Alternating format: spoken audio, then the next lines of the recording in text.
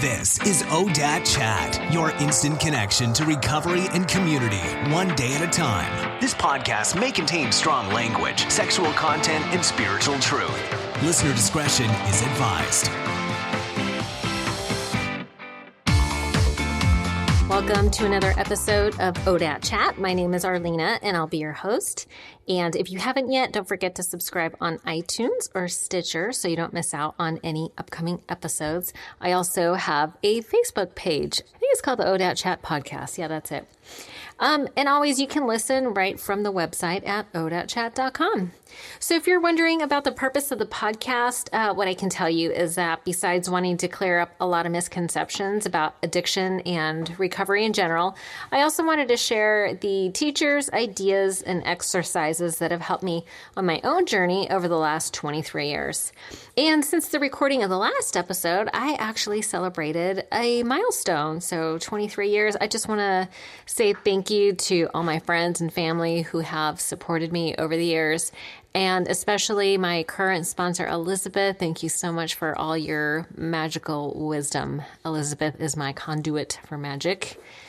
Listen, if you don't feel like you have the best sponsor in the whole world, get a new one. It's so important that you connect with your sponsor. So there you have it. And also, I'd like to take a minute to thank my friends and family and listeners who have supported the podcast. So your contributions on odaatchat.com really helped me a lot for the fees and things like that. So thank you so much. And today's episode is a long format interview. My conversation is with the lovely Cyndi.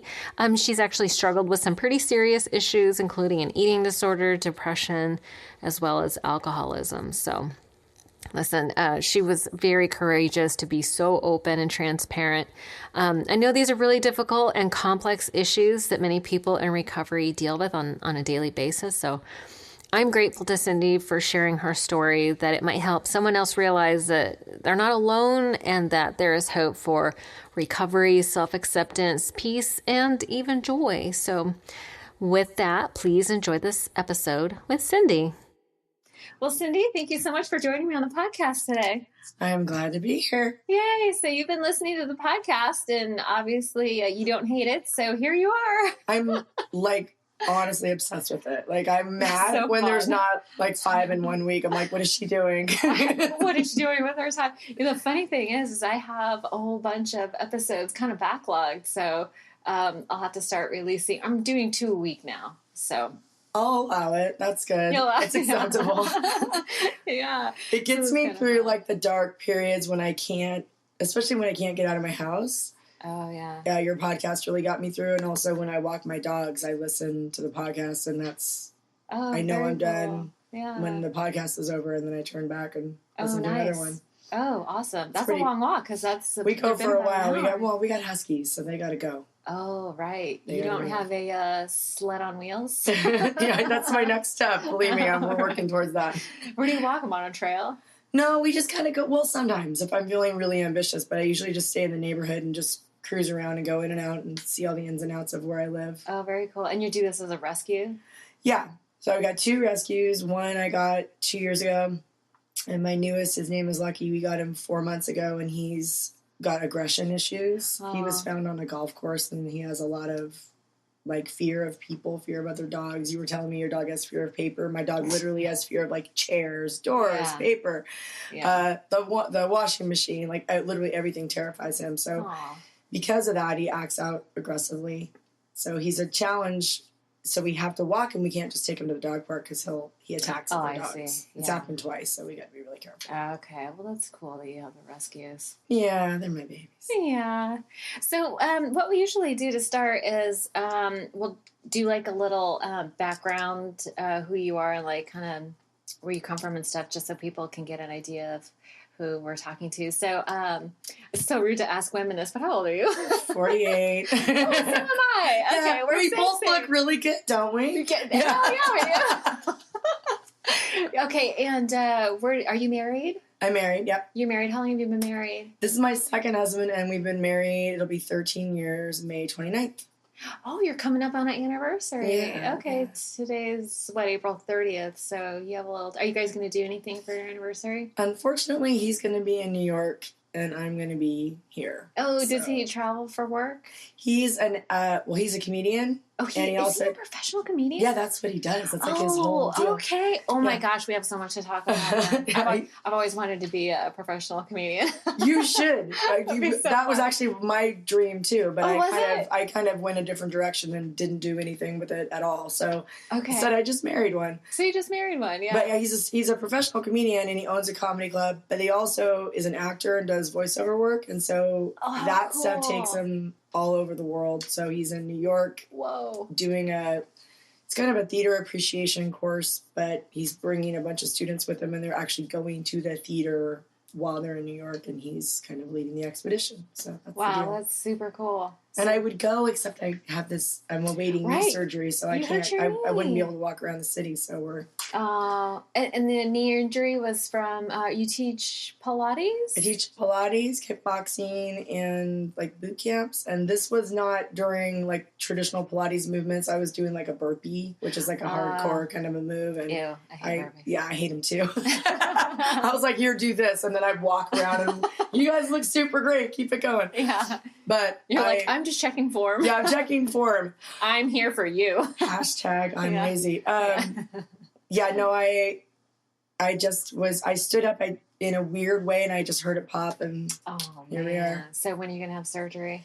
It's about 6 to 8 weeks. I'm in a workman's comp cycle, which is always kind of a frustrating nightmare. Yeah, I can imagine. In it. So the thing about surgery, which always freaks me out, is the medication. Yep. I'm already worried. Yeah, so I had knee surgery. I had a torn meniscus from boot camp. That's what I have. Yeah. I think the moral of the story is don't exercise. Yeah, right? That's probably what we should. Yeah, that's my takeaway. Yeah, don't exercise. And just eat cake. That's my message I got when my doctor was like, you need to rest it. I was like, okay, and eat lots of cheese. Like, right. He didn't say that, but that's what went in my head. I was like, And then I was like, whoa, pump the brakes on the cheese. Dude, that's getting out of hand. Yeah, so so I had my husband's been sober a long time, and we had it all planned out. Like, I was psyched up for it. I knew he was going to handle the medication. I was going to try to take the meds like maybe the day of and a couple days after. And, he threw them out. But it's funny, the thoughts that go through your head when you have pain meds in your house. Yeah, it's scary. I could totally sell these. Right? You're like, I'm quitting my job tomorrow, and I'm just going to be like a street thug. It's my new thing. Right. A soccer mom street thug. Yeah. Well, I mean, you'd be the most unsuspecting street thug ever. No one would suspect you. Right. Actually, that's the good thing about getting older as a woman is that nobody suspects you of anything. And if you're sort of like put together and halfway decent, like, I could totally be a shoplifter. Nobody would know. No one would stop you. Nobody would suspect me. You're passing for totally normal. Yeah. But you could get away with some bullshit. Right. It's like middle-aged women. It's like we're invisible. We're largely invisible, right? Yes. So it's like, why not put this to good use? Yeah, or really horrible use, depending on how you I suppose. Oh, right. Stealing is wrong. Yes, and also selling drugs is wrong. I don't know. Okay. Damn it. Well, thank you for that. Well, you're welcome. Morality check. Here to help you. I'm here to help. Okay, so tell me about like where you grew up and stuff. Did you grow up local? Yeah, I was actually born in Santa Clara, raised in San Jose. I moved north for a while to Cupertino. And where'd you go to high school? I went to Blackford High School. Oh my God, I went to Cupertino High School. Did you really? I did. Oh, that's right. Wow, girl, I was one step away from probably Blackford. Cross paths at parties, but we wouldn't remember. Like, it seems like, I don't know, vague. Yeah. That's so funny. Yeah, and Blackford was like a total party school. Okay, so that was a continuation school. It became a continuation school. When I was there, it was just a regular school, but it may as well have been continuation because it was just like garbage people that went to that school. It was like nobody gave a shit about their grades. No, it wasn't where are you going to college. It was if you're going to college. Nobody was expected to go to college that went to that school. It was just a low, I don't know, a different way of life. Different, yeah. They were just hoping everybody would graduate, right? It was iffy with me, to be honest. I was really touch and go for about 3 weeks there, where my mom was going down to the school going, listen, my daughter's a good kid. And they're like, no, she's been How are you defining good? I don't know what you're believing, but what we're witnessing is pretty awful. But so you got in trouble? Yeah, I got in trouble a lot. I wasn't so much around drugs and alcohol, but I was just, I would like cut class. I wouldn't go and do anything interesting. I would just like not be at class. Yeah. I just had a hard time learning. And so I would get away from it as much as I could. Did you have like dyslexia or? I had nothing that was diagnosed until I got to college, but I definitely had pretty severe ADHD, which still presents, I think, in my mannerisms and the way that I am. Absolutely. But the learning was just like excruciating for me. It was just a real... Just sitting in those chairs and getting lectured and it would like hit my ears for a little while. If it was fascinating to me, like if we were talking about psychology, I was interested in that kind of stuff. But if it was math, I would just zone out, and it was just a hum of noise that never penetrated and my brain couldn't do anything with it. Yeah, no, that's brutal. Yeah, I have that too, and it wasn't. And when we were coming up, no, they didn't diagnose that. Like, it wasn't really a thing. I don't know when people started acknowledging ADHD.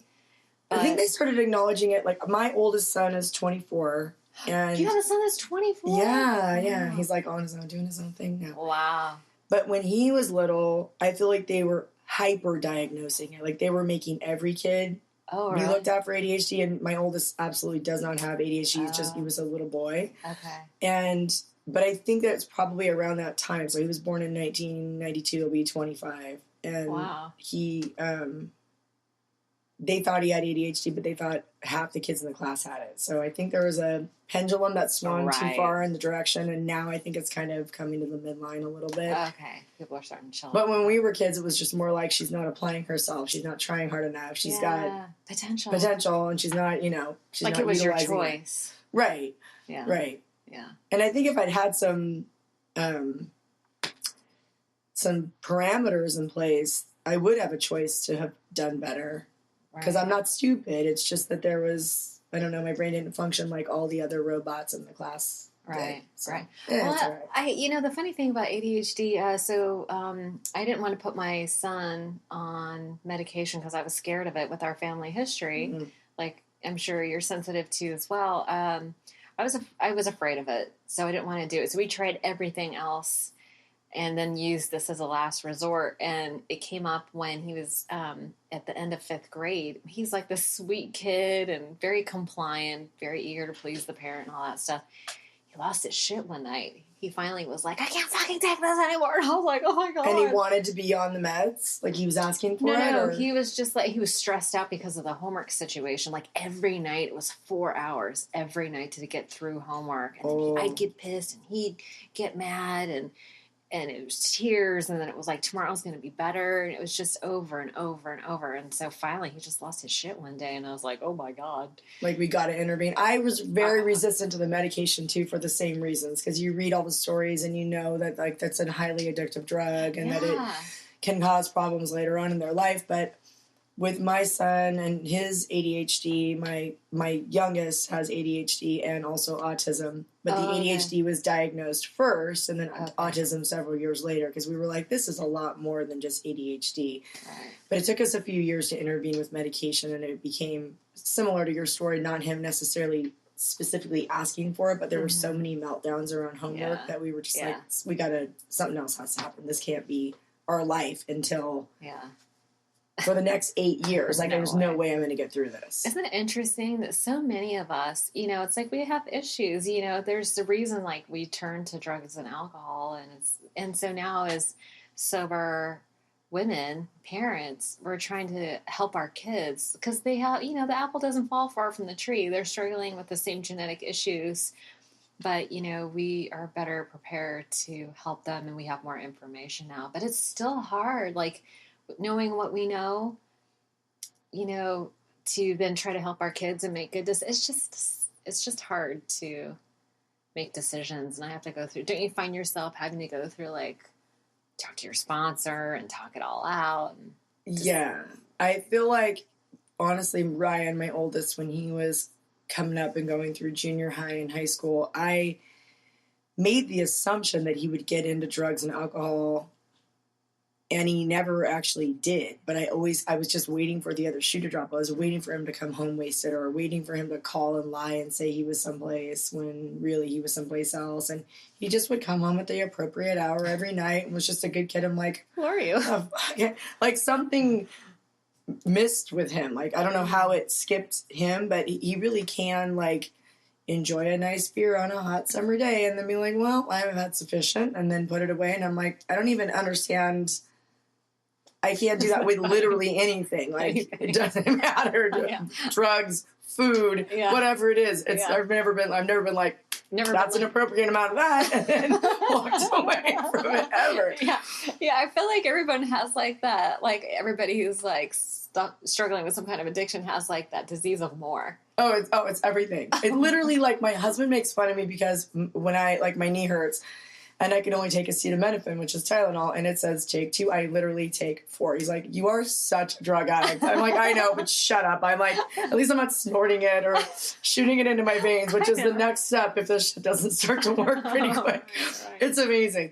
Or I'll find like a cream that I like and be like, I need it in literally every scent, and I buy all of them. Oh, funny. It's really bananas. My bathroom is kind of like a hoarder bathroom, but just like... I bet it smells wonderful. Not 100% of the time, but most of the time. But it's like too much. It's like this...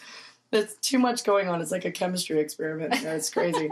I know women have all kinds of potions and lotions and creams and oils and all kinds of... And I'm like just waiting for the one that's going to make it all happen for me. And was like, right. Oh, well, there it is. I found it. Snow White. I know. I knew it was in there somewhere. I just had to keep shopping. You gotta keep trying.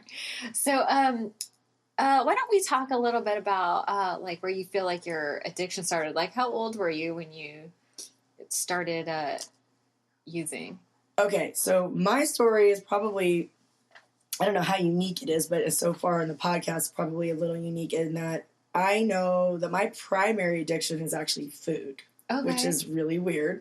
It's not. It's so common. It's very common, but I think most people figure it out backwards. Like, I think most people get into recovery for alcohol and drugs and then figure out, oh shit, I've got this other thing to deal with. They keep peeling back the layers of the onion, and then they're left with, I've got food, I got to deal with food now.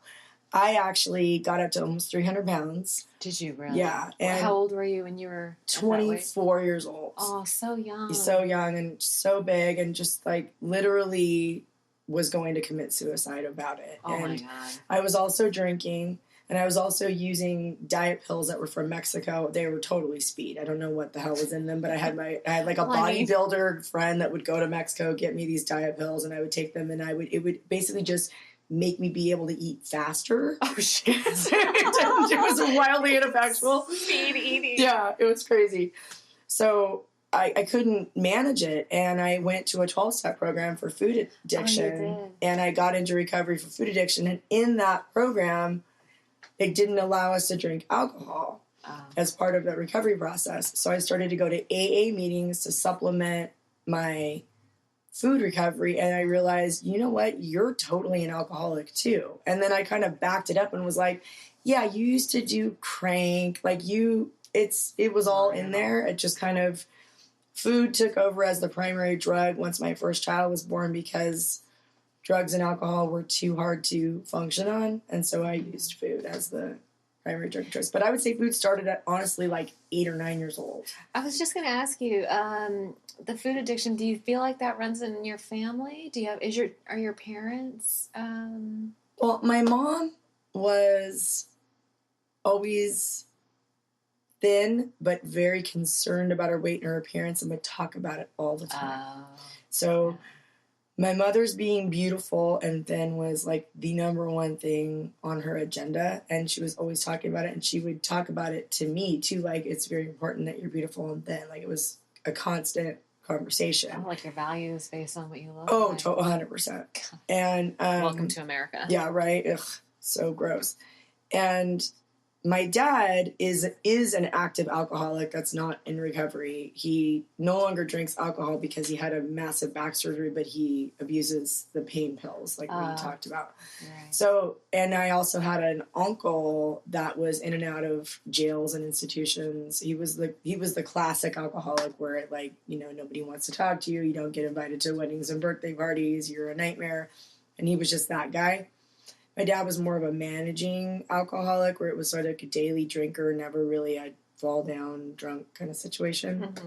But as the disease progressed, as he got older, we saw more and more of that after about 45, 50 years old. It was a lot more blackouts and really scary stuff. He was able to maintain employment? Like, what did he do professionally? He's still a real estate agent to this day. Oh, and, you can get away with a lot. Yeah, you can get away with sleeping in until noon or 1 because nobody wants to see a house at 7 o'clock in the morning anyhow. You can sleep it off, and he could start going hard when he got home, and that's what he would do every night. So, right. Yeah, that's not what he's doing anymore.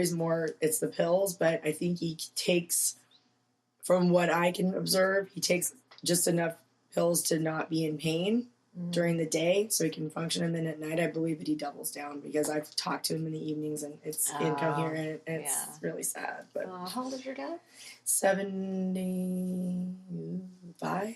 Mid-70s. Yeah, mid-70s. Yeah. Yeah, it's really sad when the disease progresses into old age. It's not cute after about 30. Girl, and I was not cute after 25.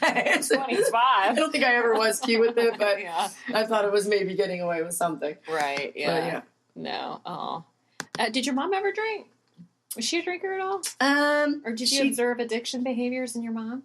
I observed some food addiction behaviors in my mom. With the controlling? But with the control, it was like undereat or literally not eat for several days in a row and then binge. Oh, and she was able to stay pretty thin doing that. And she would actually encourage me to not eat too. Like there'd be a dance and she'd say, okay, well, the dance is on Saturdays and it's Thursday, so you should stop eating and just drink water and juice until the dance so you can be pretty. And that message got really... Oh, my God.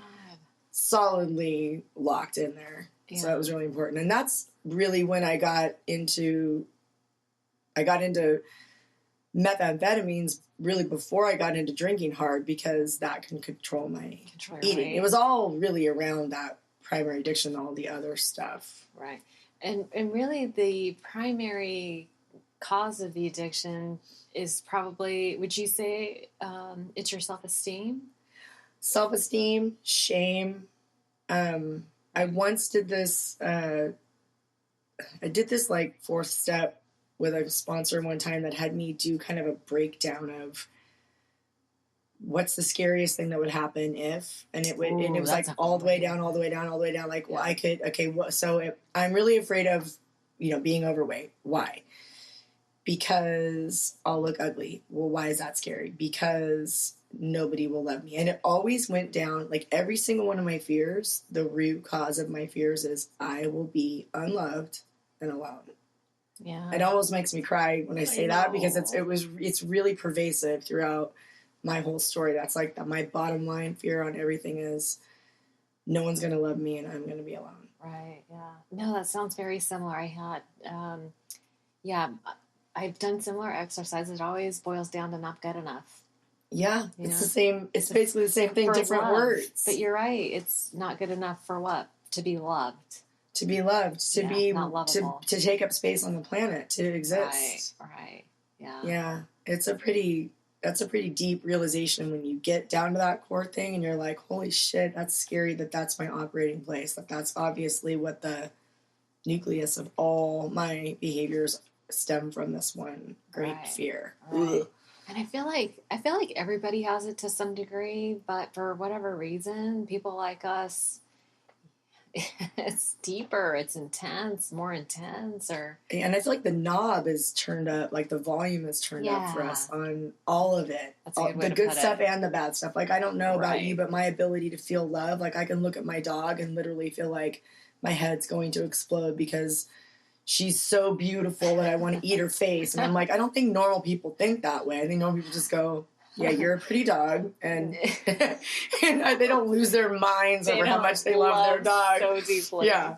No, I feel like people like us have really big feelings. And then the problem is that we don't get any coping skills. Like we don't get any skills to learn how to manage that. So it's just all over the place. It's all external. Well, thank God for the program, because the program gives us like an army to help us deal with our... and we find a new normal. Right. Yeah, we have a new normal. Like, y'all get my kind of crazy. When I go out places where there aren't people in recovery, I'm like... Who am I going to talk to? I know, literally, like, what do I do with my hands? Where do I put my hands? I don't even know how to function in, like, normal social situations. I can do it. I do it a lot, but... I bet you have to. It's very awkward. It's very uncomfortable. Yeah, and you know what's so funny? It's like, I'm totally incapable of small talk. Oh, I'm the worst. I'm like, where were you raised? Were your parents alcoholics? They're like, dude, I gotta peace out. I'm gonna go get a beer. Like, let's talk about our feelings. I either dive totally deep or I just stay away. I kind of have that like black and white, or I'll go out with a group and just be the quiet one when that's totally clearly not who I am, but I don't know what else to do. Is that because you're not comfortable with these people that, like, if you're not comfortable with the people that you're with, you get quiet? Yeah, I mean, like the last time I went out with a kind of semi-large group, I went to see the Red Hot Chili Peppers with my best friend who's a normie.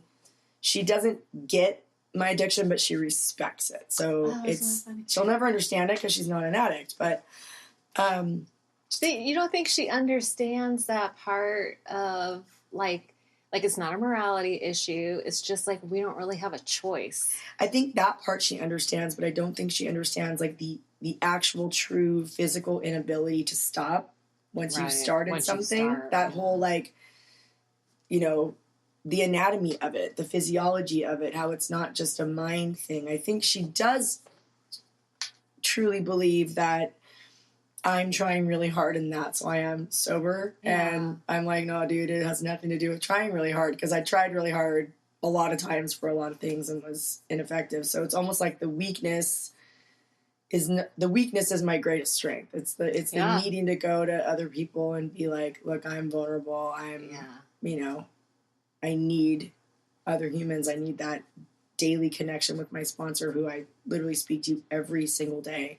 Oh, you do? Yeah, I mean, I don't think she'll ever fully get it because she doesn't have it, but she does respect it. Yeah. Is there something that you wish she would know? Is there something you wish you could tell her? Like, if she could get one thing about you that you don't feel like she gets right now, is there one thing? You know, we actually talked about this last Friday night. She was over, and I said, look, I wouldn't wish depression or addiction on anyone, but I actually wish you could have it for just a week. Experience just a week, and then you could give it back.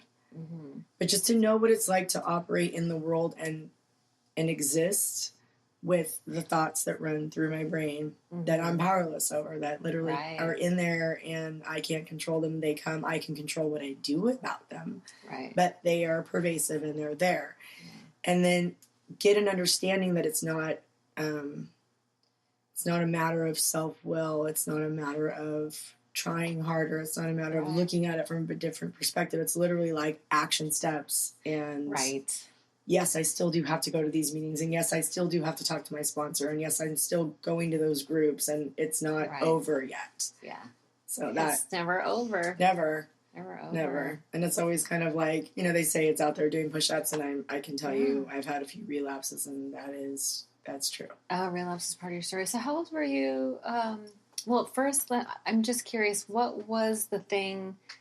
So you did the food addiction stuff, and they said no alcohol, and so that led you to go to Alcoholics Anonymous. Did you get a sponsor in AA right away? No. So I went to Alcoholics Anonymous there weren't that many 12-step meetings for food when I first got abstinent with food. And so I would go to a spiritual progress group on Saturday mornings in Los Gatos.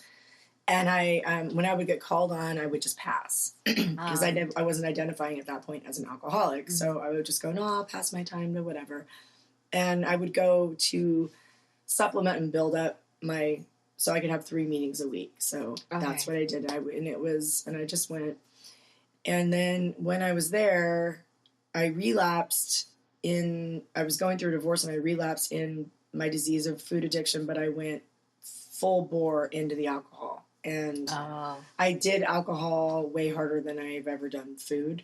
And I think it's because I was like, well, I can't turn to the food because we can't get fat because that's the worst thing ever. So I kept crossing all the lines that I never said I would cross. I drove with my children in the car. You have 2 boys? 2 boys, and they were little at the time.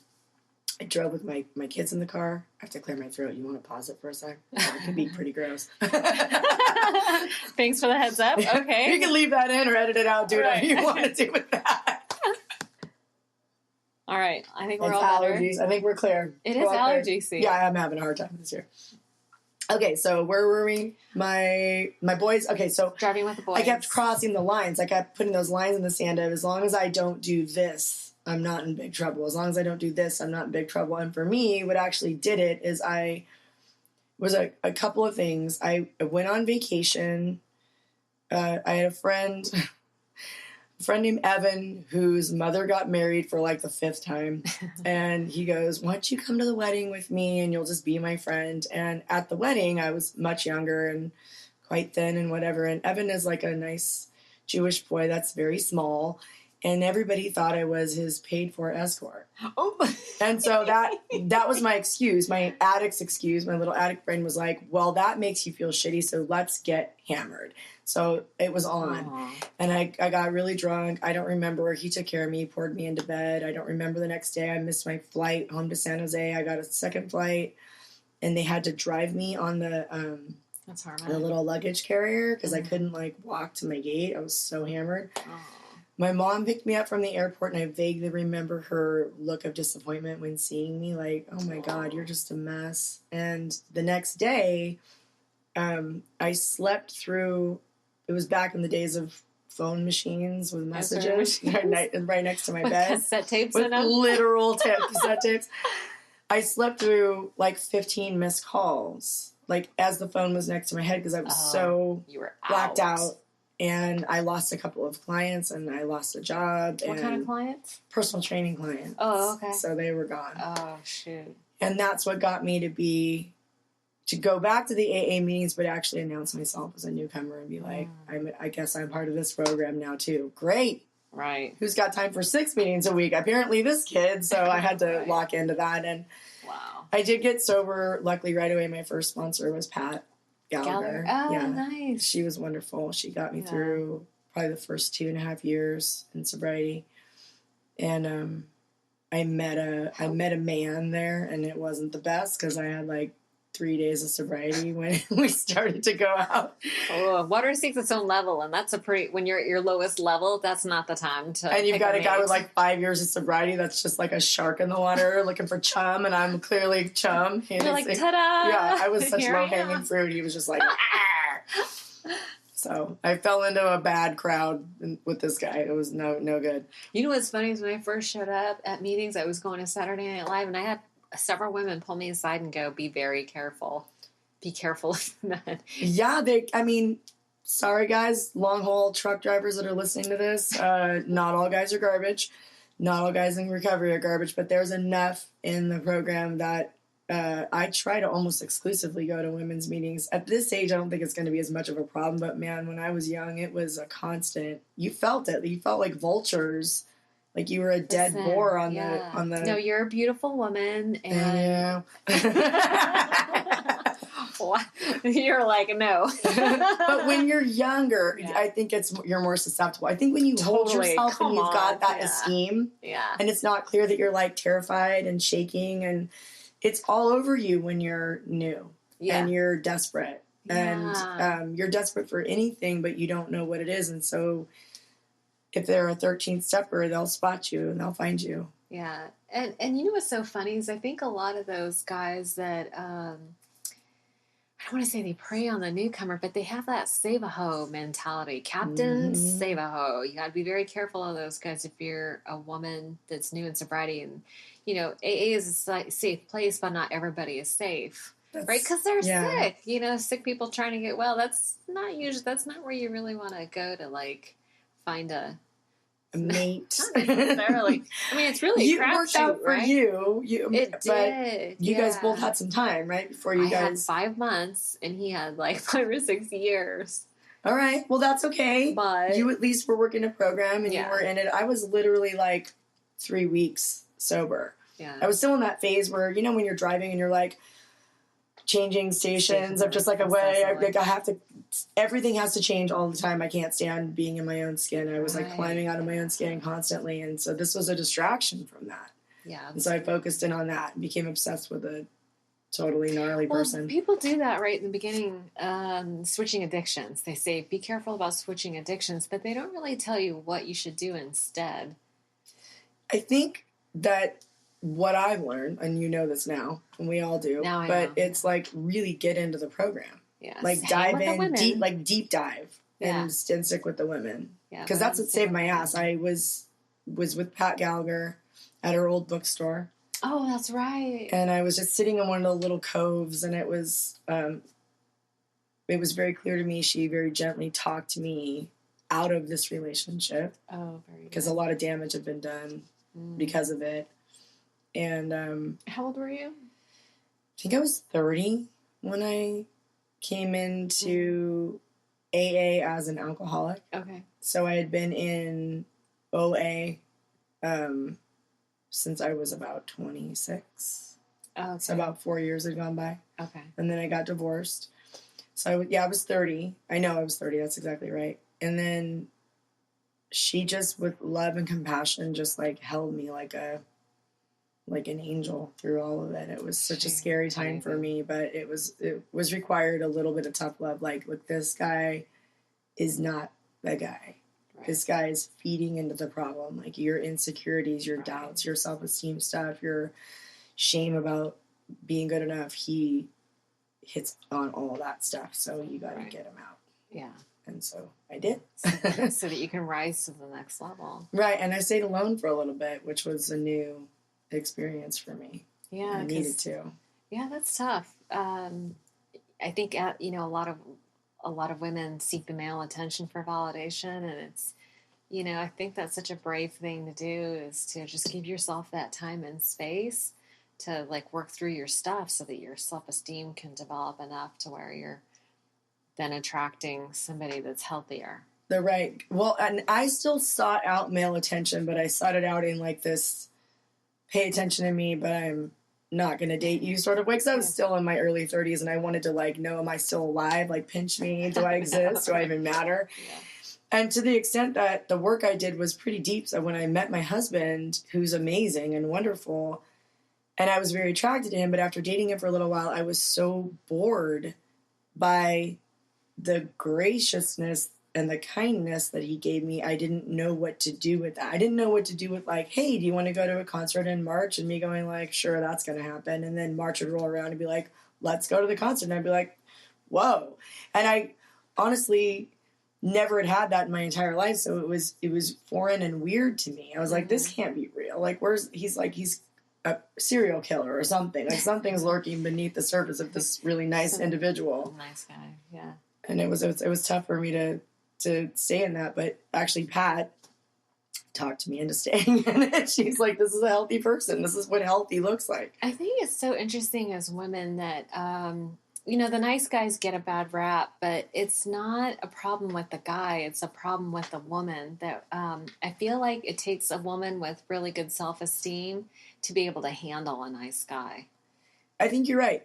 I don't think nice guys finish last. I think nice guys maybe have to wait a little while longer to get a great girl, great woman. But I do think that at least at this point in my life, if God forbid anything were to happen to my husband, I wouldn't date any player type of guy. I'm not attracted. No. I'm not attracted to them in any way. Like even as a friend, I don't want to talk to you. You bore me, and it's ugh. Yeah, the whole womanizer thing is that those men are women are the women that are attracted to those guys are women with really low self-esteem. I think you're right. Yeah. It's so funny. So I had this thing. So in our society, women are constantly told we're not good enough the way we are. You go to the grocery store and all the magazines are like, 10 new looks or 5 different exercises to make your thighs thinner, or you need to do your makeup different, or you should wear this now. It's like all those are messages are screaming like you're not good enough the way you are. And we internalize that. So when Mr. Nice Guy comes along and he's like, I like you exactly the way you are, we're like, what the fuck is the matter with you? That's literally what it was. I remember at one point, like, literally grilling him, going like, what specifically do you like about me? Be specific. And he's like, I mean, he would go into the details like, well, we have really good sex. And like, all that. But he would also be like, you're super funny. You're beautiful. You're great to be around. You're like vibrant. You're all this stuff. And I was like, beyond the look stuff, he actually saw me. Oh, he saw my vulnerabilities and he saw my weaknesses and he saw my strengths and kind of the way my girlfriends do. Yeah. And that was a new thing. Because before that, it was always, you know, men just commenting on, what do you like about me? I like this part. I like this part. It was never like... and those are hand signals for boobs. Yeah, boobs and ass. I'm like, oh, they can't see me. That's right. But when I met my husband, I mean, he's a man, so clearly he was attracted to what he saw, but he really fell in love with the human being that existed. Right. And let's be fair. We as women are looking at the guys the same way, like a steaming turkey. It's true. And it's like, for me, like, looks are part of that, but it's like, are you really, really funny? That adds like 10 points to your value. Oh, hell Do yeah. you have money? Let's be honest. Can you afford to maybe buy us a house and we can live reasonably? Yeah. Women seek security. Yeah, absolutely. Do you know I have never felt so vulnerable as when I was pregnant? Me too. Right? Because we're not enough, right? So we go instantly from being like enough, like we were banging, and then we were a little kind of sweaty all the time and gross. Round in the front. But I physically was not able to like defend myself or work any harder than I already was. It's like you've become physically vulnerable. Like I remember just like right after I had my baby, it's like my body was physically compromised. I was weakened. You know what I mean? Oh, yeah. And then I had a baby to protect and nurture and raise. It was like I felt so vulnerable. Thank God I had like a responsible, caring. I have a good man. Yeah, you know, but I was like, oh, thank God, because I got in touch with like how vulnerable I felt as a new mom. It's like, and I think that's women get a bad rap for looking for a man who can provide, and it's so ingrained in our nature that we need it's anthropological. It's like if you just take it back to like we're mammals, right? And what we need to protect our young. Yeah, what strong female mammal is going to seek out the weakest lion in the pride? Like, I want the lion that has no job. I want a lion that just like is still living in his mom's basement. And no, I need the lion that's going to go out there and get me an antelope and bring it back and make that shit happen. Yeah, I want a lion that can get antelopes, not rabbits. Yeah, don't bring back some little rabbit. I'm hungry. But it's true. It's true. I think that we do. I mean, I think that emotionally and mentally, as a society, we're starting to bash our own humanity and like where we just generally naturally go with how we are. And I feel like the more you resist, the more it persists. I'm just sort of like, look, I am a woman. I know I present in a certain way. I know I have kind of a masculine energy, but I am like very, very woman. Like, hug me when I'm sad, you know, tell me nice things. I like flowers. I like puppies. I mean, for real, like What do you mean by masculine energy? Do you feel like you're just like you're alpha male, alpha female? I don't think I'm alpha female. I feel like I come across like mannish. I don't get that. Really? From you. I feel mannish? Yeah. My voice is low and deep, and I'm not little. And I think that I've always carried that around with me, feeling like I put off a masculine vibe. Really? That's interesting. I don't know. I used to hate it, but now I'm just like, it is what it is. Yeah, no, you got that sultry, sexy thing going on. You reframed it. See, that's way better. I'll go with that. Okay. I'm sultry and sexy. You are. I'm an Amazon sultry, sexy woman. That's way better than Amazon. mannish. How tall are you? I'm not that tall. I'm 5'8". Okay. Well, I'm 5'2". But I mean, I'm big. I'm usually taller than the majority of my friends by a lot. And I usually outweigh them by a good deal, too. So that goes into it as well. And well, if Manly is taller and heavier, that's about as far as I get. Yeah. Like, plus the mustache. Girl. I mean, besides the mustache, you do not have it. And that little goatee you have going on. That's funny. So, okay. So you get sober, you're married, you have kids, and and you had a sponsor, and you started working steps. Did you, was there any like particular step that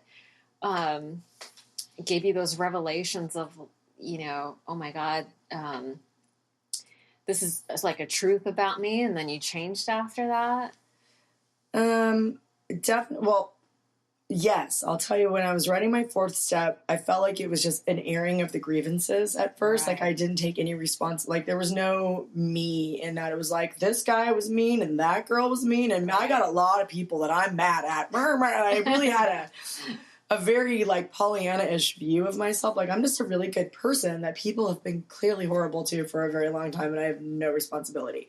It's when I got to step 9 and we started to kind of unpack it a little bit. And I needed to make amends to those that I had harmed.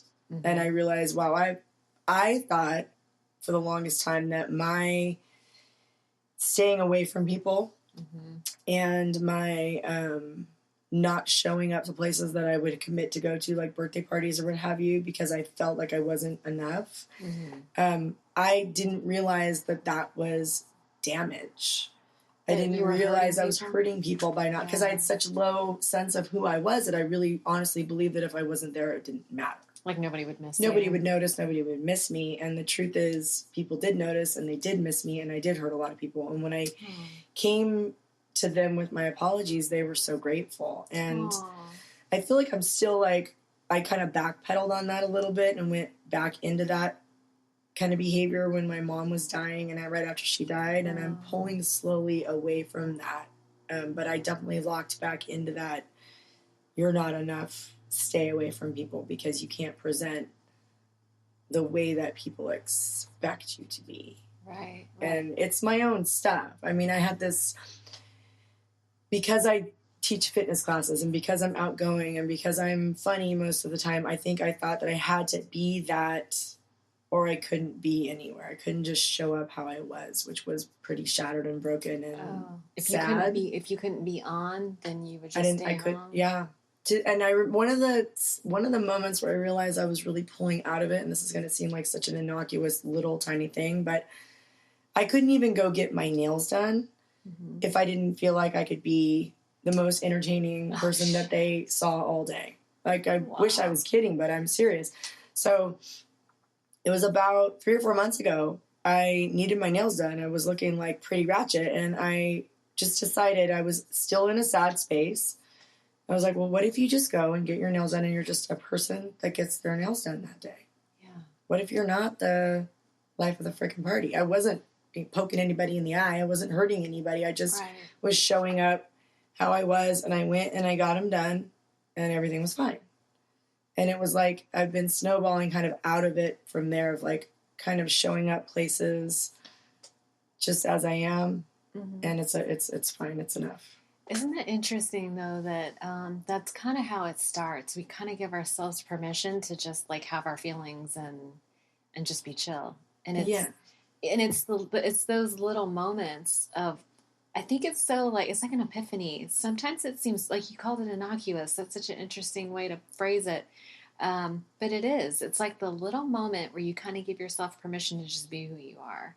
And where you are. And it's fine. And it's fine. And also then reaching out to the women in the program again and talking about my truth and being met with, I'm going to talk about one woman in particular, but I'm not going to name her name, but you know this person. I call her relentlessly loving. She's she pounds me with, it's going to sound very sexual. She pounds me with love. Okay, take that however you want, but it's not like that. But she does. She's relentless with her compassion. She's relentless with her love. And she's constantly like, how are you doing today? Where are you today? Can we talk? And we'll talk on the phone almost every day. And she helps to kind of gently pull me like, can you meet me at a meeting? Can you commit to this? And she knows that she has to really baby step me out of the house because I'm very fragile still. Right. And are you referring to, when you say you're fragile, is it because your mother passed away a year ago? It was a whole litany of things that happened right before she died and right after she died. It was literally like a domino of shit that went down. So it was my 2 months before my mom died. I don't want to make the story too terribly long, but most of the time that she was sick and dying, she was with me in my house, and she lives in Oregon, so she would come down and be taken care of at Stanford. How would she get here? She'd be driven down by my brother, and my brother would drive her to most of her appointments, and she would be housed in my house. Okay. And then there was a time when she was housed at a Stanford house, and I would go up and drive up and see her every night. And then oh my God, there was but you know, when they're dying, you're just like, I don't care if I get 1 hour sleep tonight, it's got to happen. Right. And then there was a time that she was housed at a friend's house that has a big house who happened to be out of town. Mm-hmm. And then finally, when she went back to Oregon, we got a phone call. I got a phone call saying, look, the doctor basically said she has 30 days to live. So I got on the next flight, and I went up there, and I started the process of taking care of her. And it was a grueling 24-hour care cycle. We didn't have... no nursing? Well, then this is the iron. I don't want to get into the politicizing this, but one of the most frustrating things about the healthcare system in the U.S. is the way it works and all of the things about it. But she did not qualify for around-the-clock nursing care until 15 days after she was dead. That's just the way the program works. Oh. And so people can get long-term nursing care. It's just you have to it's a time thing. So once you apply for it, you have to wait, and then so it was going to become available on June the 14th, and she died on May the 20th. So it was whatever that was, 24 days, whatever math is on that. Yeah. So that process of so I'm up in Oregon. I'm not going to any meetings because I don't have a car, and there's only a couple of meetings. It's not like here where we literally have hundreds to choose from all day, every day, around the clock. I have phone meetings. I have online meetings. I have so many outlets to doing what I need to do. I had limited sleep, and I wasn't reaching out. Mm-hmm. I'd gotten into the cycle of sleep deprivation and sadness, and I picked up the drink again. Oh. And it was for just a few days, but towards the end of my stay with taking care of my mom, I was getting loaded again, and I was even smoking pot, and it was really bad. Oh, you were in Oregon. I was in Oregon. Well, yeah, and I have a cousin that's a doctor who was there and was giving my mom the weed, and she was extolling all the virtues of weed to me, and I was like, this is accurate. And so I would just I want to be well, of course, obviously, so I would get high every day. Oh man, that was my get down. Well, anytime anybody gives me a medical reason to do something, I'm like, red wine, I won't have a heart attack. And then my sponsor was like, or you dumb asshole, you can drink grape juice or eat cranberries or do any of the 10,000 other things that will help you not to have a heart attack. They're also unscientifically proven.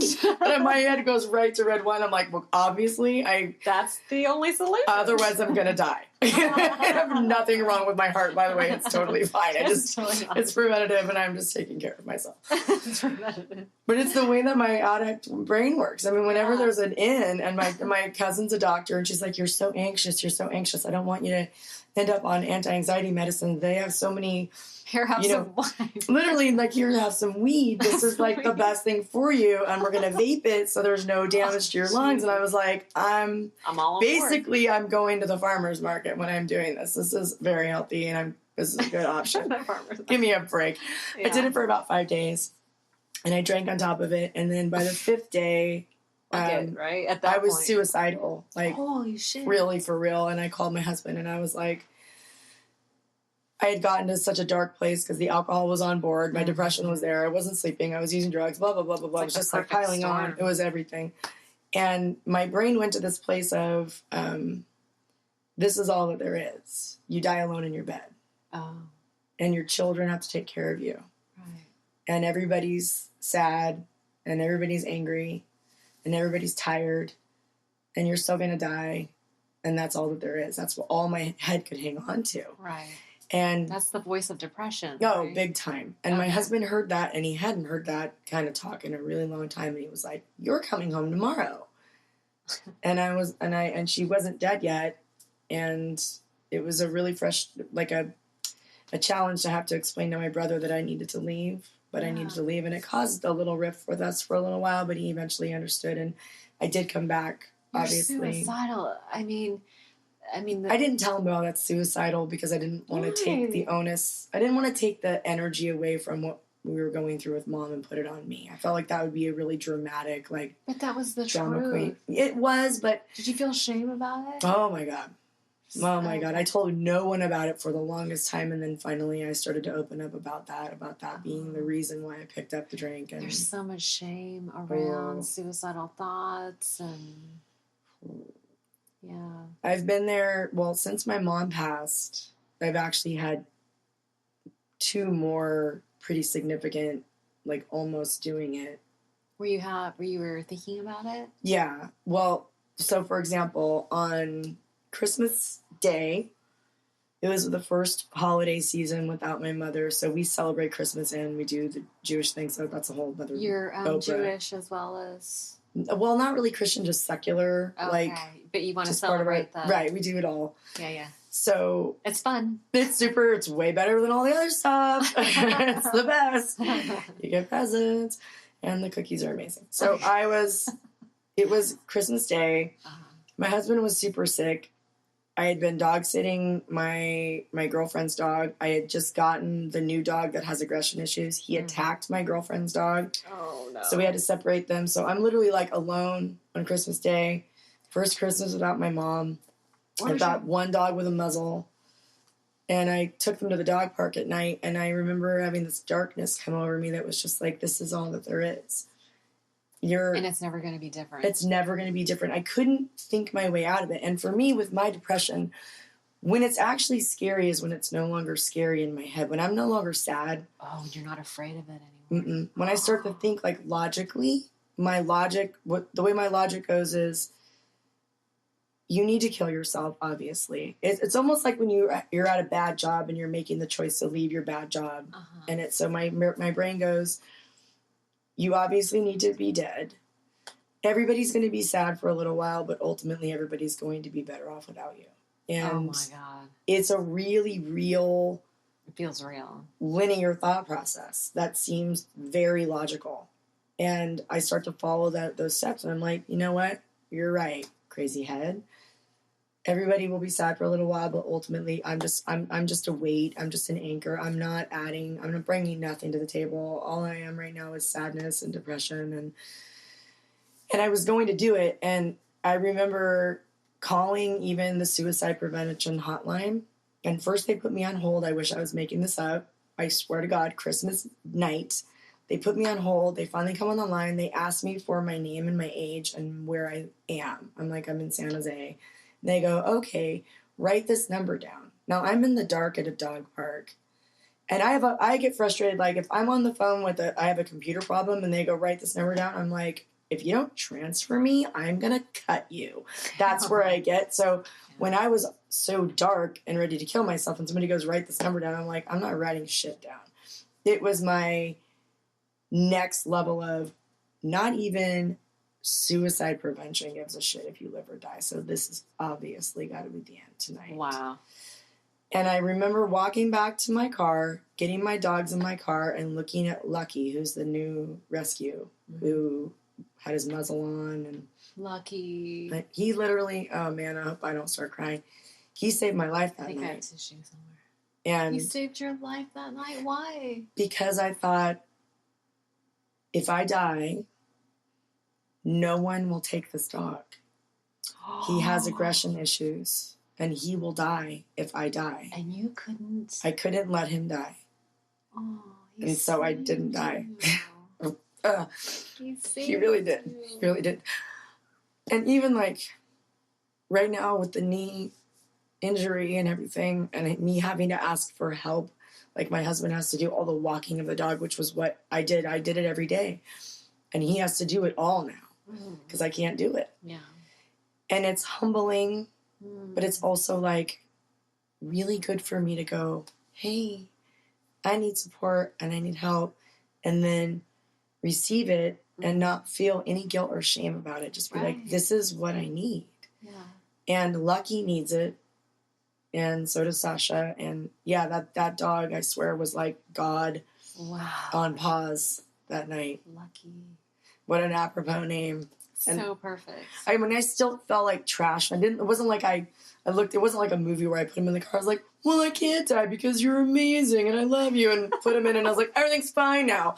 I still went home and I was like, I'm probably still going to do it. But I didn't. But you didn't. And then the next day, my husband saw like the darkness, because literally when I'm depressed, I don't look the same. I look like my pallor changes. I'm gray. Oh.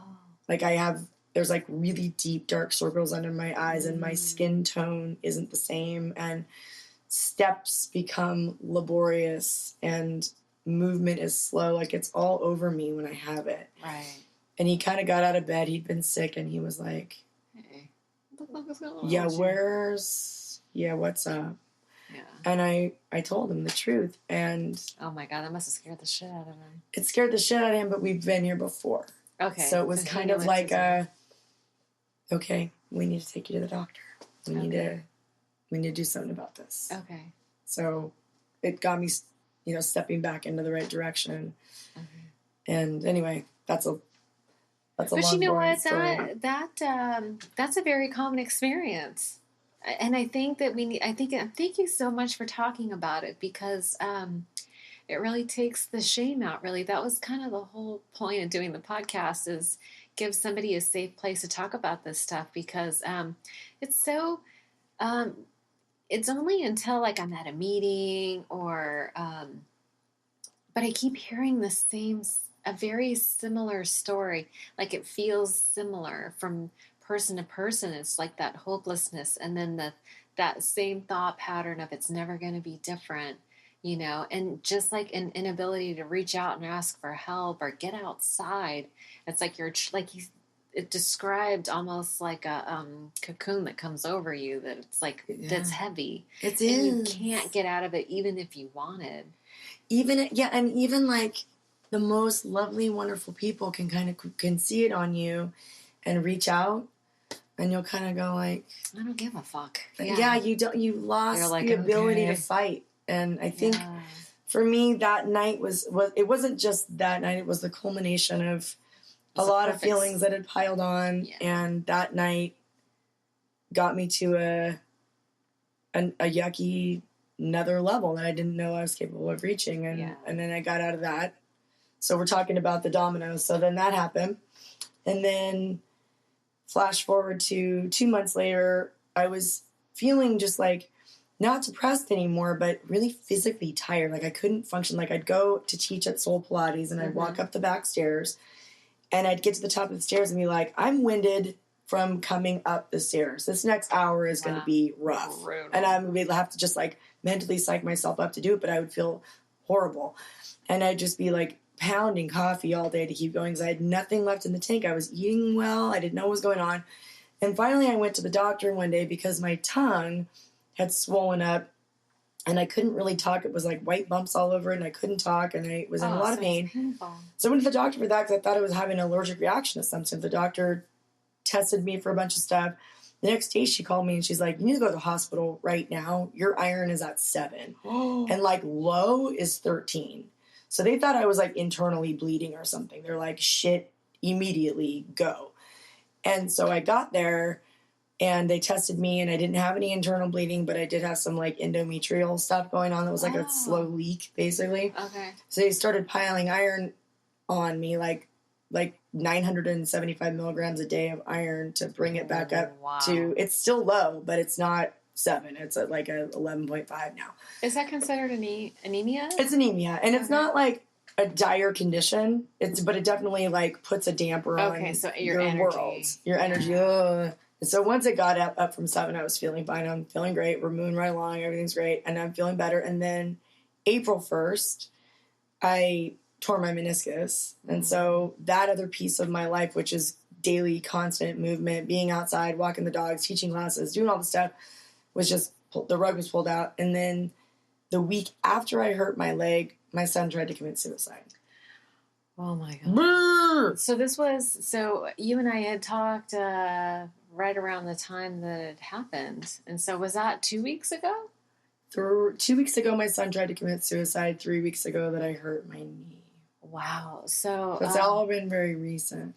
So I wonder, the experience of your son attempting suicide, did that affect how you feel about your own thoughts of suicide for yourself? Yeah, what it did is it made me see... Like what it would do to other people? Thank you. Yeah. I was busy being in a boohoo party about my knee and I can't exercise and isn't this the worst thing in the world? That was my party I was in. And then I got a phone call from the school saying that my son had tried to kill himself and they needed to, and he was 51, 50 and all that. In that moment, I realized that this is a 18-year-old boy with no children. Mm-hmm. He doesn't have the network of people around him. Right, no support system. And if he were to die, the ripple effect of his death would be so far-reaching. What would happen to me? I don't know that I could continue. I hear you. I don't think my husband could continue, and he's not even his dad. Mm-hmm. And I don't know that his brother could go on. If he went on, he wouldn't be the same. Nobody would ever be the same. Nobody would ever be the same. That's what happens people. I have a friend who lost her daughter to suicide, and she will never be the same. I imagine it would just break you in such a way that you can't even fathom, because there's so much of, even though I know for me there's nothing you could do to stop me. If I'm going to do it, I'm going to do it. But there's so much when it's your child that goes into, I have to fix this.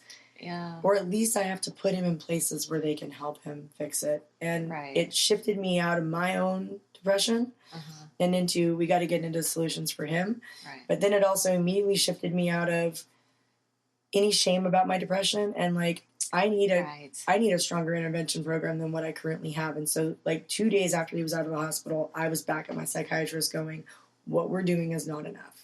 Okay. I'm not going to be okay with this current system in place. We got to change it up. And we did. And I feel better. Getting there. You're on your way. Yeah. I'm coming out of it little by little. Yeah. Yeah.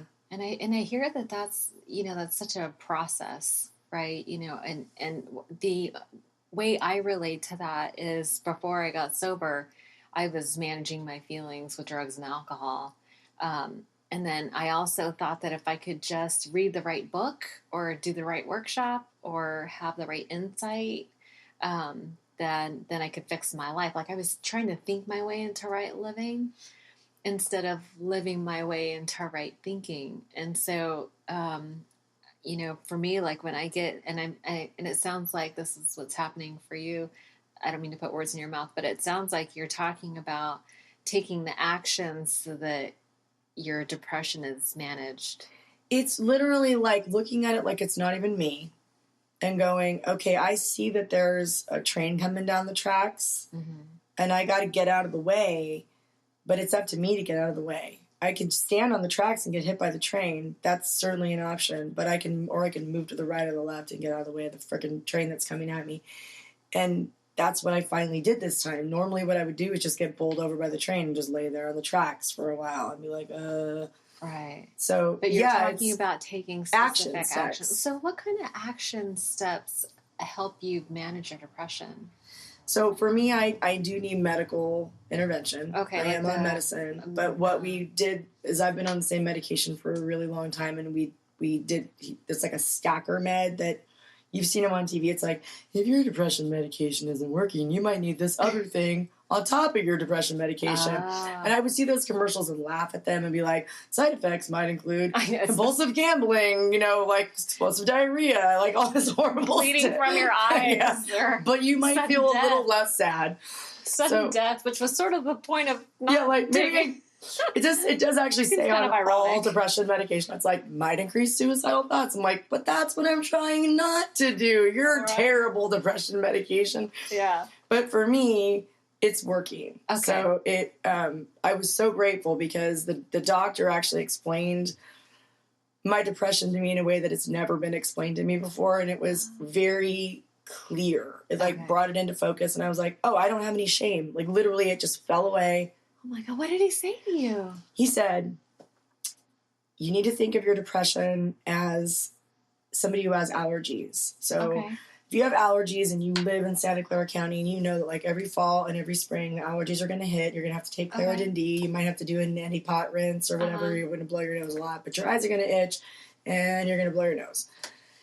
But if you have really bad allergies and you decide one year to travel the globe, and so you're going to go to allergy season in Africa and experience all these new pollens and allergens, and they're going to attack your body and your system in a way that it's never been attacked. So now you're getting hives and you're having new allergic reactions that you've never had. Now you're going to go to Australia and experience those allergies, that over there.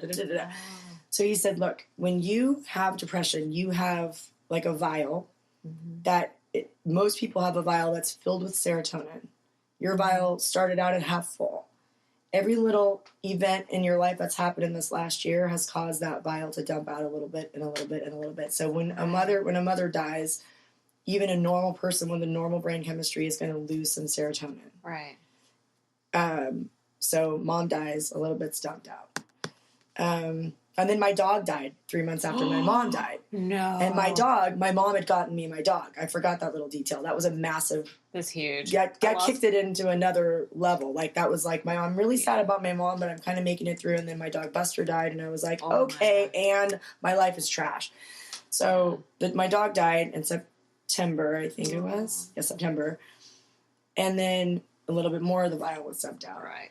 And then we got lucky, and I had been going to the dog park every single day with my other husky, Sasha, and my little dog, Buster. And so my community of dog park people vanished because Lucky was aggressive and we couldn't take him to the dog park. Right. So immediately all that went away. And then also my ability to go to meetings was squashed because I need to be home because this is a new destructive dog. When left alone, he would literally tear the couches up and pull the floorboards up, and it was crazy. So the vial just kept getting dumped. Right. Getting dumped. And I was like unaware that I was down to like an empty vial. Yeah. And you weren't even aware of it. No. I just all of a sudden wanted to be dead. Yeah, and your vial's empty. You didn't even see I didn't see the beaker dropping, but there's still a Bunsen burner underneath that's firing up, and now it's cracking. And so he put it into this visual perspective for me, and I was like, you know what? That makes perfect sense, because one of the things that he said is he goes, now this poor chap that's been moving across the world, now he's in Paris, and it's springtime in Paris, which is a dream for everyone. Everybody wants to go to Paris in the springtime, but this guy is having a reaction to all the flowers. He can't breathe. He's having asthma attacks, and he's stuck in his room. Mm-hmm. If that guy thought that he was a piece of shit and he should be dead because he couldn't experience springtime in Paris the way everybody else was, wouldn't that be sad? Yeah. I'm like, yeah, that would be sad. Right. So it shifted it for me to be able to be like, you know what? It's springtime in Paris, but I have asthma, and I'm not okay. And you don't deserve to be... I don't need to die because of that. Right. It's or just shamed about it. Right. It is just the way that it is. Right. Which is a phrase that I hate, but in this circumstance, it's appropriate. It is what it is. You hate that phrase? I hate it because it just sounds so hacky coming out of my mouth, but I don't necessarily hate it when other people say it. You feel like it's dismissive? Yes. I feel like it's dismissive when I say it to other people about their situations. Well, it is what it is. Like, ooh.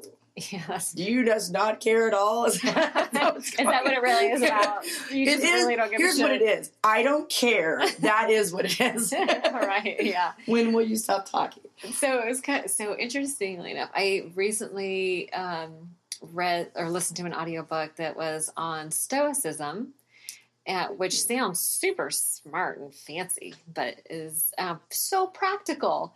And the main message I got out of this book was see things as they are. And I thought that was so good because I like to live in fantasy land where I'm thinking something should be this, or I'm working towards a goal. So I'm always trying to, grow and be better and take care of myself, right? I feel like that's sort of like how we are in 12-step communities. We're on a path to somewhere better. right? But there is a time and place for seeing things as they are. You know what I mean? I understand it because I feel like I hope this doesn't come across bad and anybody takes this Nobody's too literally. Judging you. But I do feel like there's a certain point where hope beyond realistic. Right. It's fucking crazy. It's a liability. Absolutely. Because you're reaching towards something that you will never attain. Right. Or is literally an impossible thing. Yeah. And then feeling like a failure, perhaps, if you're geared like me, when you fall short of that goal that you were hoping to achieve. When you're like, I can't be X, Y, or Z, and so therefore I'm nothing. That's where my head takes me. I don't think that your brain would take you there. I think you'd be like, well, that didn't work out. Let's try a different path. I think you're more well-adjusted than me. Honestly, I do. But I mean, we can still hang out. It's fine. You know what it is? I took a lot of Anthony Robbins classes where it was like, oh, you the only failure, there's no failure. There's just, there's just stopping. Like when you stop, that's what the failure is, that you just give up or whatever. I don't know. I'm actually motivated. I watched a Netflix special on him called I'm Not Your Guru. I fucking love Dude, so it. did I. I was like, I used to think this guy was such a hacky cheeseball. And I'm like, I need to go to one of these things. I went. I want to do it. It was so good. I feel like it would pump me up in such a good way that I really think it would help me. So I liked the program that they did because, and listen, there's a definite marketing engine behind it, but at the core of it is behavioral change. Like and it's about acknowledging or identify your value system and your belief system, and how do you change your belief system? And it's like, it was so good because it's like, what are your beliefs? Is it true? What else, like what story are you telling yourself? What if you changed your story, and then all this stuff, I love all that stuff of like behavioral change stuff. And that's really what's at the core. And he's got like some hokey stuff, but who gives a fuck? Because at the end of the day, it's about learning how to change your behavior, which really starts at changing your beliefs. Well, I think that I've had my sponsors say that to me multiple times. She's kind of Tony Robbins me a few times about like, well, that's your story that you're telling yourself. Yeah. When I'll tell her, what I think is the truth about what's going on and why it's happening, she'll even, without being cruel, say, well, that plays nicely into your story, doesn't it? Yeah. That story that you're not enough. Anytime there's any evidence that's going to point me to prove that theory, I will buy into it. I have a very hard time buying into the other story, which is probably the true story. When somebody said something kind to me, I question their motive. It's like, why are you saying this nice thing to me? That's ice cream truck. I'm like really wanting an ice cream right now. I'm like, stop, please. Get some ice cream out. Well, so here's an interesting thought. When the election was going on and everyone was being so fucking crazy about it, there was a discussion around confirmation bias. And confirmation bias meaning we have a belief hasn't been tested, hasn't really been validated, right, with any kind of scientific or rational measure, right? And so during the election, people sort of have like this bias, and they just look for information that confirms their bias. On both sides, right? On both sides. And people, it's not just politics, but we do that about ourselves. Oh my God. Right? We have confirmation by ourselves about ourselves. It's like, I think I'm a piece of shit, and oh my God, that person looked at me sideways. It must mean that I'm a piece of shit. That's literally how my head works. So if I come upon a group of women and they're giggling, maybe they just had bad gas. I don't know. Or they're just maybe they're just an asshole and they treat everybody terribly. I mean, who knows? Maybe they're thinking about themselves and they think they're an asshole. It's like, but we assign a meaning. Yes. Okay, and that was the other thing about the Stoic philosophy, is about not assigning meaning to things. Wow. So good. That would take so much. I'm going to read that book. I feel like that it's literally rewiring your neural pathways to go in a totally different direction from where they're currently just knee-jerk go to. Yeah. So, like, if I come upon a group of people and they're giggling and laughing, You think they're laughing at you? I'm like a 13-year-old girl. I go, oh my God, those girls are making fun of me because, totally, and I'll make up a story. And we make up a story, and it confirms our bias. It's absolutely true. Yeah. It's absolutely true. And it happens to me almost like even down to like, was the grocery store clerk rude to me? Or give me the eyeball? Yeah, they're being too mean to me. Meanwhile, people are fighting a battle we know nothing about. Right, and I'm certain that like the day my mom died in that airport, getting on the plane, I wasn't expressing my best self. Like people were probably experiencing me in a way that hurt their feelings. Right, because they thought you were thinking they were... Because here's the funny thing. We are all wondering what the other person is thinking about us. We are all wondering that same question. What do you think about me? And, honey, let's be clear. I'm thinking about me. Right, and we all are. I remember, like, years ago, I was able to get to a place, and I want to get back something similar to that. I know you can never go backward, but... I had gotten you can always learn from the past. I remember being really happy and really content and really like, there's a simple little thing of like, I was going to go swimming, and swimming is a big thing for me because I'm like, my body's not amazing. It's not going to be okay. And I finally went, you know what? Everyone is so busy worrying about their thighs. They are not going to be worried about your thighs. So throw a little sarong on your little get up and get your little ass out there and have fun with your family and swim and have a good time. And I did. Yeah. And I started taking more and more steps like that. I don't know when it specifically those moments stopped for me, but I'm kind of climbing out of that hole again now, just showing up as I am. Mm-hmm. Like I almost didn't come to this podcast today because I'm heavier than I like to be right now. And I really thought, oh, she's going to think. And I had all these bullet points of what you were going to think about me. And then I thought, you know what? You're doing yourself a disservice and her a disservice. Mainly it was more about you. Like I made a commitment to be here. Yeah. You go there. Yeah. And I'm glad I did. Yeah, I am too. I really appreciate, that's some difficult stuff to talk about. I know it's difficult to talk about it, so I really appreciate it. And I know so many people struggle with it. Depression, I think, is, it's the silent killer, right? Yeah. Because people isolate and disappear.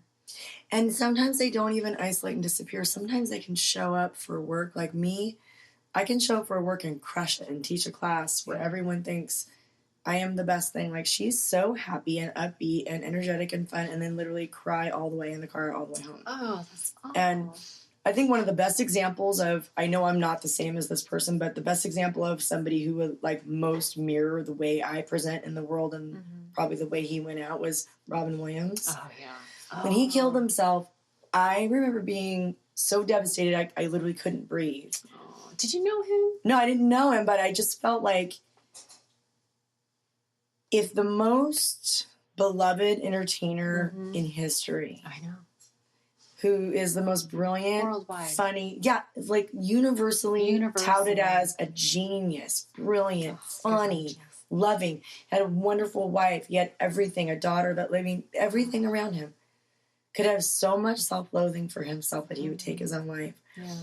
That really struck me as like, you know what? He had everybody fooled that he was okay. Not only okay, happiest guy in the whole world. I mean, can you think of a more joyful presence than him when he would be on any talk show? He was like a force to be reckoned with. He was a force to be reckoned with. But that reminds me of what you were talking about, like just going to the nail lady, like you had to be on. Oh, yeah. To do your classes, you have to be on. 100%, all the time, every time. But right now, I'm grateful that I'm not feeling that way. I'm showing up and I'm doing my best job. Yeah. And I am kind of walking away from my classes right now going, well, that was a class. It wasn't the worst thing I've ever done, and it's not the best thing I've ever done. And that's okay. And it's all fine. Right, it's all fine.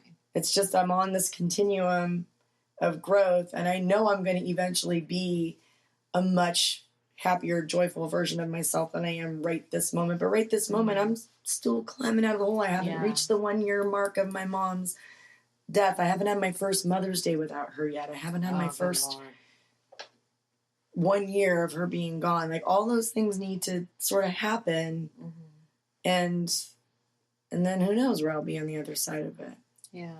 you know? Yeah, and we were talking before we started recording about grief is a funny thing. It's like you don't get to pick when it comes. Mm-hmm. It's like an unwelcome visitor that just knocks on your door, and it's like, here I am. And at times I can accept it when it shows up, just like, all right, come on in. Yeah. I guess you're going to hang out for a while. And sometimes it shows up and it's very inconvenient. Yeah. I was just telling you before we started, there was a time that I was teaching a Pilates class, and it was the end of the class, and I was playing a cool down song, and I was suddenly just overwhelmed by just missing my mother. Oh. And I just was bawling. I mean, like, I'm not talking about little cute tears, like boogers. The ugly cry? Really bad. Aww. And I just kept going. And then I blew my nose, and at the end of class, I thanked them for being there. And I said, it was an honor to teach you today. I had some feelings come up. I hope everyone's okay with that. Namaste. And everybody knew what I was trying about. Yeah. They all know me. There was so much grace that surrounded me afterwards of just that, whoa, like, it happens. Yeah. Did they come talk to you afterwards? Yeah. I would say half the class did.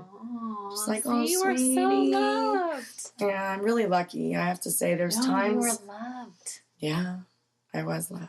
Thank you. You are. You are loved. That was. I am. You know what I am? And I think it feels oftentimes like it's an undeserved thing. Like, people are so kind to me. I'm like we talked about, like, why are you being... Yeah. I'm garbage. Why are you being nice to me? Right. But the truth is, that's not true. That's not true. And you don't treat other people that way. Like, you would never say that to anybody else. Why are you any worse than them? I don't know. What's funny is one of the things I learned from the Tony Robbins, and you reminded me when we were talking about, is that we make decisions about ourselves when we're little girls, and as an adult, I would never look to an 8-year-old to make decisions about my life. But I let my 8-year-old girl decide who I was. What did you think about yourself when you were 8 years old? Do you remember having like a cohesive... Well, I had some inappropriate sexual experiences when I was little, like young, and I grew up in the church, so I knew it was wrong, but I didn't know that it wasn't my fault. When my parents divorced. So, and listen, I started drinking like, I think, so I'm not really sure, but it was between 8 and 10. Really? Yeah. Well, yeah, you were... My parents had divorced, and my mom had, listen, my parents don't drink, and my mom had gone out on a date, and my first drink that I remember that it was me, like, going for it was my sister. I have an older sister. She's 2 years older than me, and she's super straight. She was the good girl. And I went for the bottle, and I drank some, and I didn't realize how bad I felt until I felt good. Yeah, but because I always... Like, did you get that warmth going down? Oh, God. When I talk about the first drink, that's exactly what I say. I say it burned my lips. It burned all the way down, but then once it hit bottom, that warmth spread through my whole body, and I felt good. And it wasn't until I felt good that I realized how shitty I felt about who I was. Oh, my God. And I was just a little girl. God, that's amazing. Yeah, and so I chased that feeling, and it wasn't until... What's interesting is, fast forward all the way to the end, when I did the first, and you were talking about the 4-step and the 9-step, when I did the 4-step and I dumped all that stuff with my sponsor, and I saw my part in what was my responsibility and what wasn't my responsibility, because that's for me where most of my confusion came from, is I thought I was responsible for my older sister who had been depressed. I thought I was responsible for my mom's feeling because she's, tired and pissed off all the time, and I didn't think anything was my fault. Right. So during that 4-step, when I sorted it all out, and I was like, oh, all I have to do is manage my shit. Whoa. Yeah. And then I did this, it was like confession, and I felt good again. Like I did when I took that first drink. Yeah, it was like that, like doing a fist up. I left my sponsor's house totally relieved of all that shit I'd been carrying around for years, and the misconception that I thought I was a piece of shit. She looked at me with kindness and compassion in her eyes. And I did not feel like a piece of shit. Just like that first time I took a drink, and that I was relieved of that self-loathing. So it was like the spirit entered you and warmed you all the way down to your guts. Yeah, it was love. Yeah, that's what it is. Which is spirit, yeah. The warmth, it feels, because love does feel like that warm. Yeah. I think that's why we do keep chasing the bottle, is it's like a... It's relief. It's like a blanket over... It's a blanket of warmth. Yeah, it is. But love feels better. It does. And it feels more permanent. And it doesn't carry a price tag. Yeah, and there's no... Yeah, you don't wake up with a hangover from love. And there's... Yeah. The only thing with love is that it's risky. And you can get hurt. But... Self-love is not risky, though. You're right. It's not. Mm-hmm. And, like, not like religious, not to be religious, but God's love is not risky. I agree. Yeah. Like, for me... It's not always satisfying. Like, love from a man is satisfying, right? Right. But I've often wondered if I could just accept chase God's love the way I chase drugs, alcohol, food, exercise, money. You know what I mean? Are you able to do that? Sometimes. That's really cool. See, that's kind of where I am in my... Like, along my journey right now. I'm not a super religious person by any means, but I'm going to, like, a meditation group on Wednesday nights where it's a guided meditation. And I'm meeting with this spiritual healer woman that, like, pulls from all the practices, and she doesn't believe in any one thing. And it's all just the good stuff from everything. And it's opened me up to... I want to call it, like, the Great Spirit, but it's... I was so closed down to there being any type of God of any kind that in this last year I've re-woken up to that, hey, maybe there's something. And that's at least a start. Yeah, that's all. I'm definitely, and I'm going to this group tonight, and I'm not an atheist, but I would definitely say I'm an agnostic that's searching for... answers, and I'm seeking really hard right now. It's really what I'm doing. I'm just like all about it. I feel like that's where the magic happens, is when we're open and we're seeking, we're looking for it. There's like a fervor to it for me right now too, kind of the way you're talking about, like you're chasing God's love. I'm chasing like the reason I'm here. What's my purpose? What am I supposed to do? And I really honestly feel now that I've been hurt for a few weeks that like my knee injury is a gift somehow. Right. Because it's forcing you to stop. Stop wasting your time and be still for a little bit and feel whatever it is that's going to come up. And also, after getting hurt, I was hurt for a week, and that's when my son tried to commit suicide. I was there for him because I was already there. Like the universe had put into place, like you're not available to work, so you're available full time for this kid. Yeah, so for me, that kind of it falls in line with kind of how I like my concept of God. I kind of see him as a master planner, and I just call it God because you say God, everyone's kind of on board. I'm not like I don't care. I don't, and nobody can. You can call it whatever you want, and I know you're a Christian, and I'm down with. I mean, whatever it is that is your thing it's working, it's good, you're happy, joyous, and free. I mean, it's obviously the right path for you. So I'm not offended by the word God. Yeah. I just feel like it's just a word, right? And we assign meaning to words. Right. And so I had the opportunity, because I grew up in the church, but, and if I go to church, I'll go to a Christian church, but it's so funny to, like, I want to identify as a Christian, and because that's but it's like that confirmation bias thing. I still want to question it. I still want to make sure that, I guess maybe at the end of the day, it doesn't matter because I'm still following the principles. I feel like questioning faith is probably the most grown-up way to be in faith, because so fucking it's right. Because when you're a little kid, you look at your parents and whatever they say is gospel. They tell you that there's a Santa Claus, and you believe that there's a Santa Claus, and you don't ask any questions. Which, by the fun way, is the fun part about being a parent, is you can tell them anything. Just bullshit lies. You're like, your tooth fell out. Guess what? A fairy's going to come and give you $1. Just quit crying. It's magic. There is a fairy. And that's real. And that's real. So my, one of my things that I got really clear about as an adult was like, I guess there's nothing wrong with questioning things that are powerful. Yeah. It doesn't mean that you're no longer believing in things that are powerful. Like I question our government sometimes. Oh, for sure. Sometimes. Especially right now, a little more than I used to. All the time. But it doesn't mean that I'm not a patriot and that I don't love the United States of America. Like if my husband were to come home at 3 o'clock in the morning, I wouldn't just go, oh, well, that's, I'd be like, back to sleep. We need a conversation. Like where the hell, there's a lot of questions. So, and it doesn't mean that I don't respect and love my husband. It just means you're not stupid. Yeah. Why it's 3 a.m. That's an absurd time. We need to have this conversation. So I feel like questioning God, not questioning God, but questioning maybe some religious principles or like why is this in the Bible, but not that?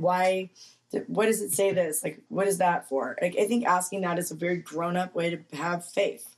Yeah, I think that's the only way to really believe in your beliefs, if that makes any sense.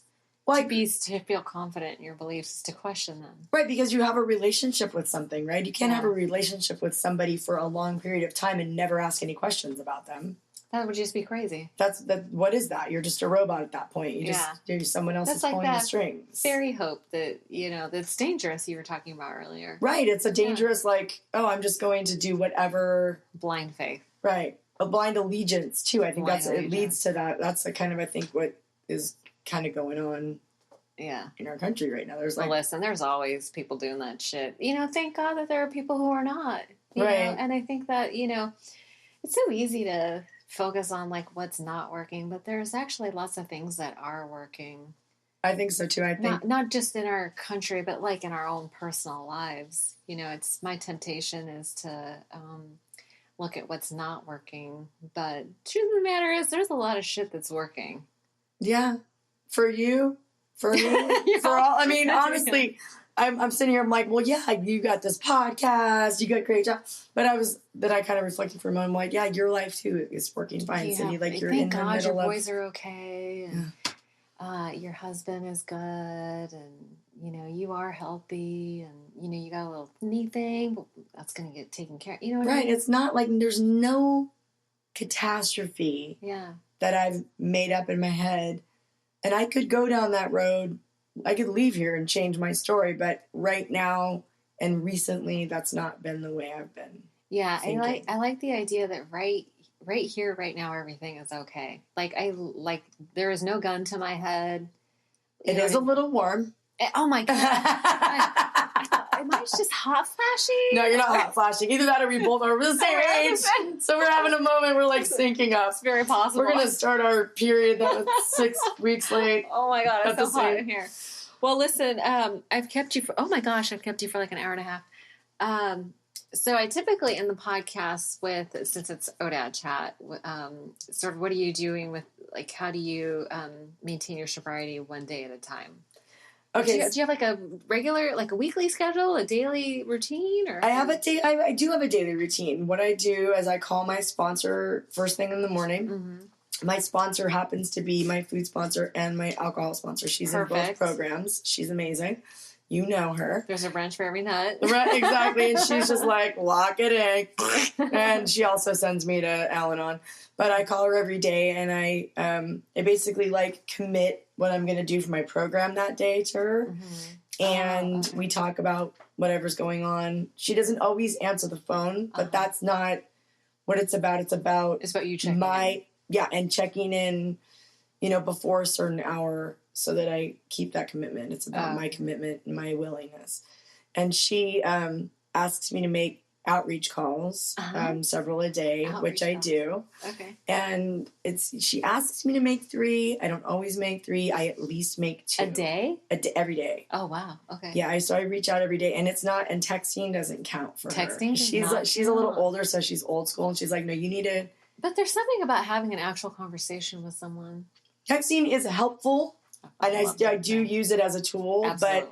But there's still beyond the texting. I need to have a conversation with somebody that's in. But I'm very fortunate because I'm pulling from 2 different programs. So all kinds. I got all these people that I can talk to.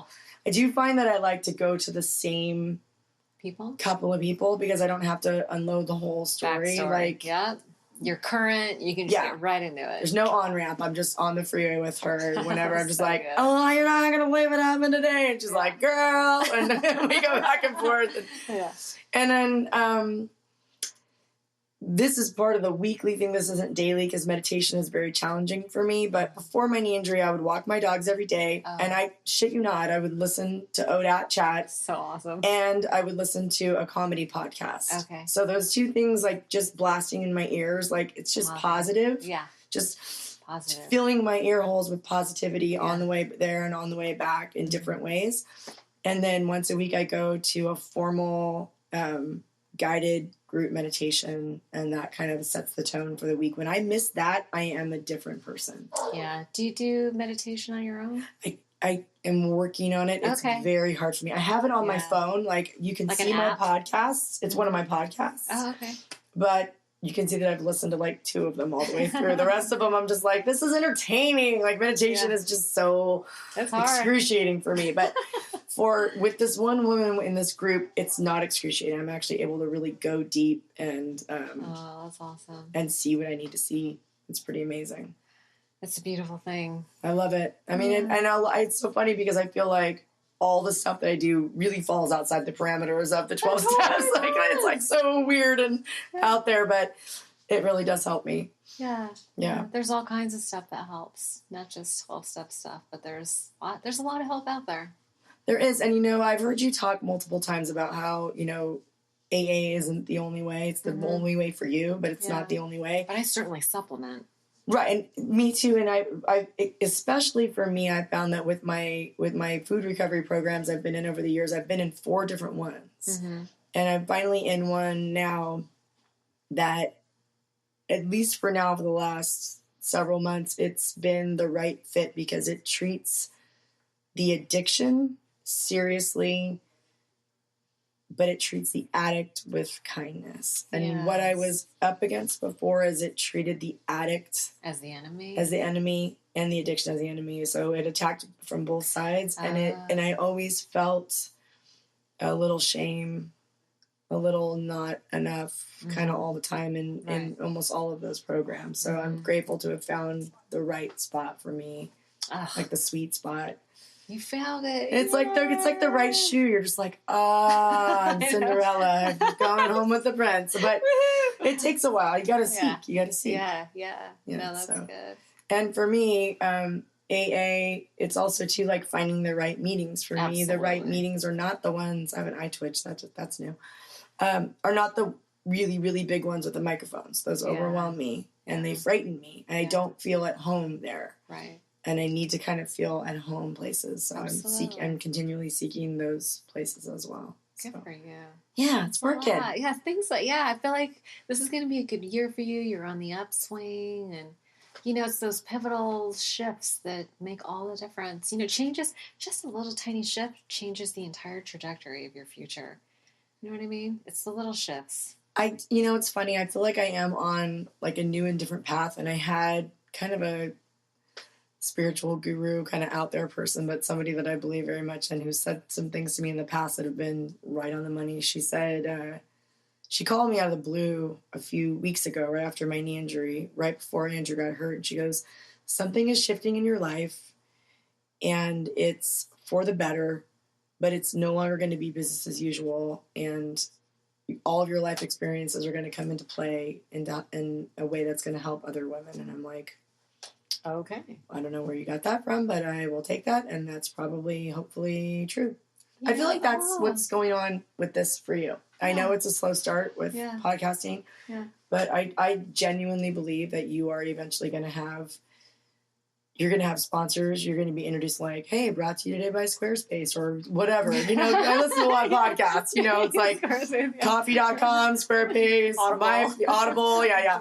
Blue Apron, exactly. Bring it on. But I do feel like there's going to be somebody that's going to help you monetize this. Oh, thank you. And I know that that's not why you're doing it. Yeah. And that's probably why that's going to happen. Because it is a very natural flow, and it doesn't feel like, that's not like overly produced. It just feels really good when I listen to it. Thank you so much for saying that. It means a lot to me. You know, truth of the matter is when Gina died a year ago, it was just a year that I realized this was something that was on my heart. It was like I had been seeking my life's purpose, right? And I just wanted to help and share stories. And so it feels so validating to hear you say that. And I believe you.